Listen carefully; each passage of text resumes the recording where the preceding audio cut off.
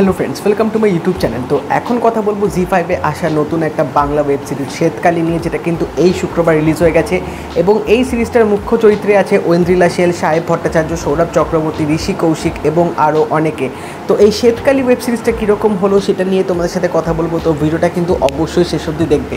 তো এই বছর জি5 কিন্তু লাগাতার একের পর এক ধামাকা করছে আমাদের বাংলা ওটিটি প্ল্যাটফর্মে। কারণ জি5 তার জার্নি শুরু করেছিল এই বছর দিয়ে শিকারপুর, তারপর তারা বার করলো রক্তকরবী নিয়ে, এবং তারা ফিরে আসলো এবার শ্বেতকালী নিয়ে। তো প্রত্যেকটা মাসেই তারা এমন এমন কন্টেন্ট বার করছে যেগুলো কিন্তু একে অপরের থেকে একদম সম্পূর্ণ আলাদা, কিন্তু তারা যে জনারটার সবচেয়ে বেশি ভালো মেনটেন করছে সেটা হচ্ছে থ্রিলার, মার্ডার মিস্ট্রি, অ্যাডভেঞ্চার এবং হইচইকে টক্কর দেওয়ার মতনই কিন্তু এক একটা কন্টেন্ট বার করছে। তো শ্বেতকালীর এখানে যে জিনিসটা সবচেয়ে বেশি তুলে ধরা হয়েছে সেটা হচ্ছে সুপারস্টিশিয়াস। কারণ মানুষের কিন্তু এখনও এই ব্যাপারটা আছে, এবং এই সুপারস্টিশিয়াসের জন্য কিন্তু মানুষরা অনেক লেভেল অবধি চলে যেতে পারে, এবং যার জন্য তাদের ভালো হয়, আবার কিছু লেভেলে গিয়ে তাদের কিন্তু অনেক খারাপও হয়ে যায়।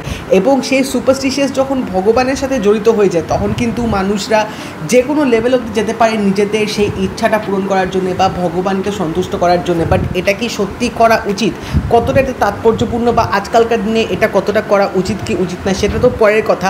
বাট এই জিনিসটাই কিন্তু এই ওয়েব সিরিজটার মধ্যে তুলে ধরা হয়েছে, যে এই ভগবানের ভক্তি এবং তার সাথে সুপারস্টিশিয়াস যখন একত্রিত হয়ে যায়, এবং সেই জিনিসটা যখন মানুষের ওপর প্রভাব ফেলে, মানে যখন মানুষরা এটা বিশ্বাস করতে শুরু করে যে না, এই জিনিসটা করলে আমার এই যে বাসনাটা, এই যে ইচ্ছাটা সেটা আমার পূরণ হবে, সেটাই কিন্তু ক্ষতি করে তার সারাউন্ডিং যারা থাকে এবং তার উপরেও যে এই মানবতা করে। তো এখানে যদি গল্পটা একটু করে বলে দিই, এখানে দেখানো হচ্ছে যে ঐন্দ্রিলা সেল এবং সাহেব ভট্টাচার্য তাদের বিয়ে হবে। তো এনগেজমেন্টের জন্য তারা একটা রাজপ্রাসাদ টাইপের বাড়ি যাবে, যেই বাড়িটা কিনেছে সৌরভ চক্রবর্তী।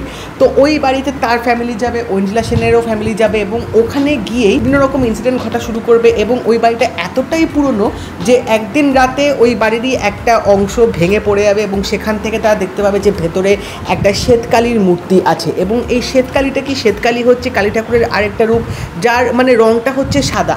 তো এই শ্বেতকালী ঠাকুরের কিন্তু একটা আলাদা তাৎপর্যপূর্ণ আছে, এবং তাকে সন্তুষ্ট করতে গেলে কি করতে হয় বা এর পেছনে ঘটনাটা কি, শ্বেতকালী ঠাকুরটা ওই রাজপ্রাসাদে কি করে এলো, কেন এলো, এর পেছনে কি রহস্য লুকিয়ে আছে, এই সবগুলো যখন আস্তে আস্তে বাইরে আসা শুরু করবে, এবং ফ্যামিলি মেম্বার্সদের মধ্যে একজন যখন এই ব্যাপারটা জানতে পারবে যে ঠাকুরকে সন্তুষ্ট করতে গেলে কি করতে হবে যাতে তার মনের ইচ্ছাটা পূরণ হয়, তারপরে কিন্তু বাড়িটার মধ্যে আরও অনেক অনেক অঘটন ঘটা শুরু করবে। তো এরপর কি হয়, কে করছে, কিসের জন্য করছে, এবং এই রহস্যটা বা এই জিনিসটা কারা বার করতে পারবে, এই সব কিছু জানতে গেলে কিন্তু তোমাদের জি5 গিয়ে শ্বেতকালী ওয়েব সিরিজটা অবশ্যই দেখতে হবে। তো যে জিনিসটা আমার সবচেয়ে বেশি ভালো লাগলো বলা যেতে পারে, for the first time if I am not wrong, যে বাংলা ইন্ডাস্ট্রিতে একটা ওয়েব সিরিজ আসলো যেটার আমার দেখে মনে হলো যে হয়তো পার্ট 2 আসবে না, কারণ এই গল্পটা একটা পার্টে কিন্তু শেষ করে দিয়েছে।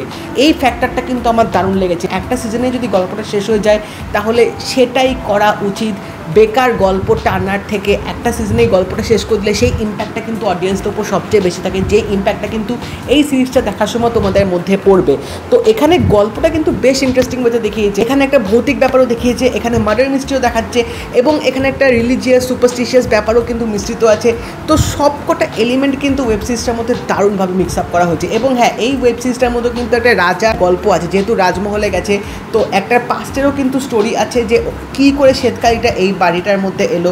তো আমার এই জি5 এবছরে যে তারা প্যাটার্নটা ফলো করছে, যেটা আমার দেখে মনে হলো, প্রত্যেকটা সিরিজেই তারা প্রত্যেকটা এপিসোডেই একটা করে ফ্ল্যাশব্যাক দেখাচ্ছে, পাস্টে কী ঘটনা ঘটেছে যার জন্য প্রেজেন্টে গল্পটা রিফ্লেক্ট করছে। প্রত্যেকটা এপিসোডে কিন্তু তোমরা জানতে পারবে যে তখন যে রাজা ছিল, যে ঋষি কৌশিক যে ক্যারেক্টারটা প্লে করছে, তিনি এই জিনিসটা কেন চালু করলো এবং তিনি কীরকম রাজা ছিল, তার কী সমস্যা ছিল, সেইগুলো কিন্তু প্রত্যেকটা এপিসোডে দেখাবে, এবং যার সাথেই কিন্তু লিঙ্ক থাকবে এই কারেন্ট সিচুয়েশনের গল্পটা। এবং প্রত্যেকটা এপিসোড এমন হাই পয়েন্টে গিয়ে শেষ করবে যে নেক্সট এপিসোড না চালিয়ে তোমরা থাকতে পারবে না, ইনস্ট্যান্ট তোমরা পরের এপিসোডটা অবশ্যই দেখতে বসবে।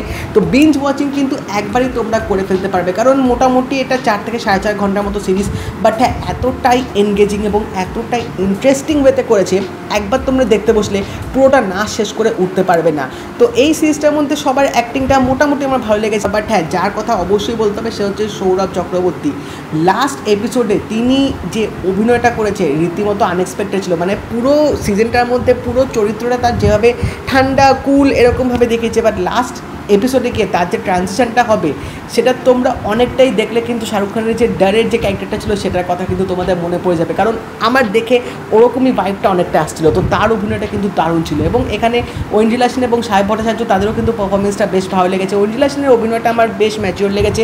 তার লাস্ট আমি কাজ দেখেছিলাম ম্যাজিক, তো ম্যাজিকের থেকে তার এখানে রোলটা আরও তিনি ভালোভাবে ফুটিয়ে তুলেছে। তো ডিরেকশনটা কিন্তু সিরিজটার মধ্যে ভালো ছিল, মানে কোথাও আমার কোনো জায়গায় ফ্ল্যাট কোনো সিন মনে হয়নি বা কোথাও মনে হয়নি খুব টানছে বা কোথাও মনে হয়নি যে এই সিনটা না দিলেও পারতো, এরকম কিন্তু তোমাদের কোনো জায়গাতে মনে হবে না। তো প্রত্যেকটা জায়গায় যেভাবে স্ক্রিন প্লেটাকে ইউজ করা হচ্ছে সেটা কিন্তু বেশ ইন্টারেস্টিং ছিল এবং ব্যাকগ্রাউন্ড মিউজিকটার সাথে এই সিরিজটা কিন্তু একদম মানানসই হয়েছে।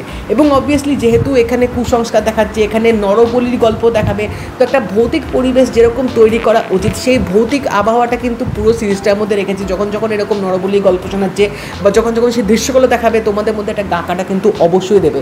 তার সাথেও সিরিজটার লুক অ্যান্ড ফিলটা কিন্তু একটা মেজর ফ্যাক্টর প্লে করছে, কারণ একটা রাজপ্রাসাদে যেরকম সিচুয়েশন হয় বা এরকম ধরনের গল্পতে যেরকম মানে লুক অ্যান্ড ফিল থাকা উচিত, লাইটিংয়ের কাজটা যেরকম হওয়া উচিত, প্রত্যেকটা ডিপার্টমেন্টে কিন্তু এই সিরিজটা বেশ ভালোভাবে এখানে এক্সিকিউট করতে পেরেছে।